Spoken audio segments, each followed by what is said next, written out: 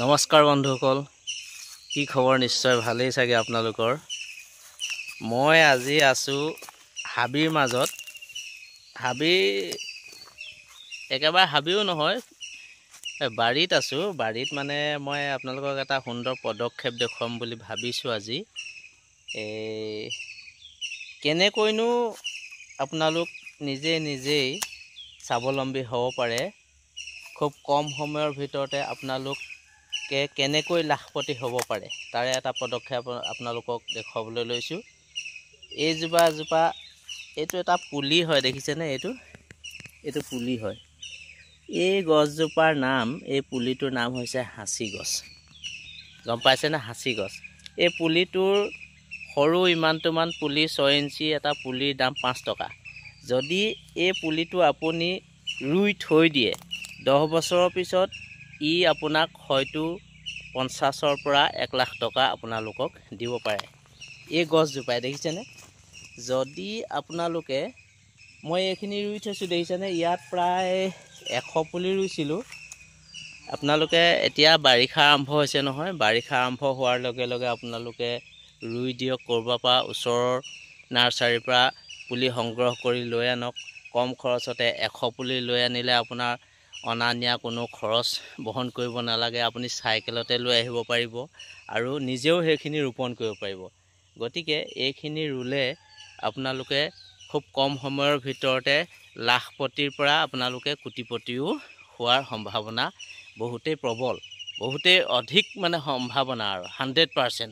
গতিকে আপোনালোকে এই পুলিখিনি, হাঁচি গছ আগৰ বুলিও কয়, এই পুলিখিনি সংগ্ৰহ কৰি এতিয়া বৰষুণ পৰাৰ লগে লগে আপোনালোকে ৰুই দিয়ক। যদি ঠাই আছে, খুব সুন্দৰ এটা পদক্ষেপ। ইয়াক ৰুলে মানে আপোনালোকে কি হয় গম পালেনে? আপোনালোকে নিশ্চিন্ত মনেৰে একো কষ্ট কৰিব নালাগে, ইয়াক মাত্ৰ ৰুই থৈ দিলে হয়। ৰোৱাৰ পিছত আপোনালোকে বহাগ বিহুত যেনেকৈ গৰু গা ধুৱায়, কাৰোবাৰ গৰু হয়তো নাথাকিব পাৰে, মোৰে এতিয়া বৰ্তমান গৰু নাই। এতিয়া সেই গৰু বিহুৰ দিনাখনিয়ে যদি আপোনালোকে বৰষুণ দিওঁতে এমুঠি ইউৰিয়া ছটিয়াই দিয়ে, আৰু লহপহকৈ ডাঙৰ হৈ আহিব।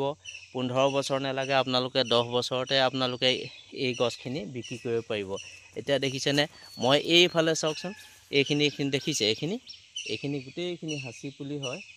এইখিনি মই ৰুই থৈছোঁ, প্ৰায় 400মান হাঁচি পুলি আছে ইয়াত। মই ভগৱানে কৰিলে ময়ো লাখপতি হ'মগৈ এদিন। এতিয়া ইমান ডাঙৰ হোৱা নাই বাৰু, 4-5 বছৰমানহে হৈছে।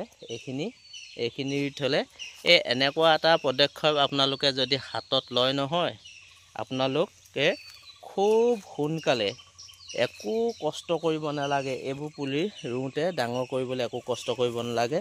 কেতিয়াবা ক'ৰবাত লতা এডাল বগালে আপোনালোকে সেইটো কাটি দিব, আৰু সেইটো নিজ ইচ্ছামতেই আপোনালোকৰ মনলৈ এইখিনি কাম কৰিবলৈ আগ্ৰহ বাঢ়ি যাব।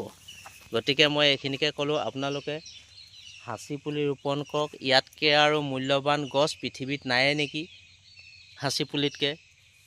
ইয়াক যদি ৰুই থৈ দিয়ে, আপোনালোকক যদি ভগৱানে দিওঁ বুলি ভাবে, খুব কম সময়ৰ ভিতৰতে, কিছুমান লোকে এতিয়া দেখিছোঁ 5 বছৰতে হাঁচি গছ বিকিবলৈ আৰম্ভ কৰিছে। ৰোৱাৰ পৰা 5 বছৰৰ ভিতৰত, 10 বছৰটো মানে এটা সুন্দৰ ইঞ্চুৰেঞ্চ পদ্ধতি। এইটো খুব সুন্দৰ। আপোনালোকে 100 পুলি যদি আনে 500 টকাহে ইনভেষ্ট কৰিবলগীয়া হ'ব, তাতকৈ আৰু অধিক ইনভেষ্ট কৰিব নালাগে। গতিকে আপোনালোকক এইখিনি কথা ক'লোঁ মোৰ ফালৰ পৰা। মই যিমানখিনি জানো, হাঁচি গছ ৰুলে কি প্ৰফিট হয়, কি লাভান্বিত হয়, সেইকাৰণে আপোনালোককো মই অৱগত কৰিলোঁ। ধন্যবাদ, নমস্কাৰ।